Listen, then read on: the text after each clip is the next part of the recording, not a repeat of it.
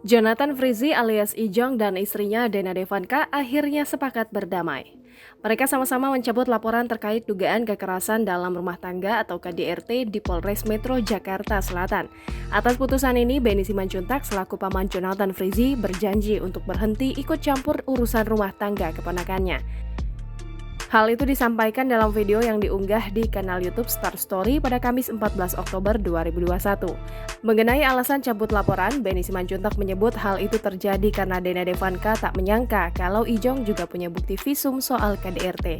Selain itu, Benny juga berujar bahwa mediasi antara Jonathan Frizzy dan Dena Devanka selalu menemui jalan buntu. Ia bahkan menilai Dena Devanka sebetulnya berniat ingin menjebloskan Ijong ke penjara.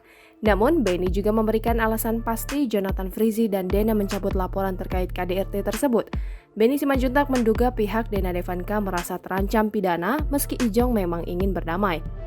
Diberitakan sebelumnya, Dena Devanka lebih dahulu melaporkan Jonathan Frizzy ke Polres Metro Jakarta Selatan atas dugaan KDRT pada 21 Mei 2021. Dena Devanka tak ingin mempertahankan rumah tangga dengan Jonathan Frizzy. Rumah tangga Jonathan Frizzy dan Dena Devanka tampaknya tak bisa diselamatkan. Dena Devanka menegaskan ia tak ingin mempertahankan rumah tangganya dengan Jonathan Frizzy.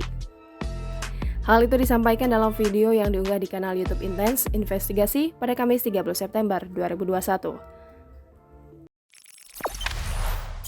Jangan lupa subscribe, share, komen, dan like ya!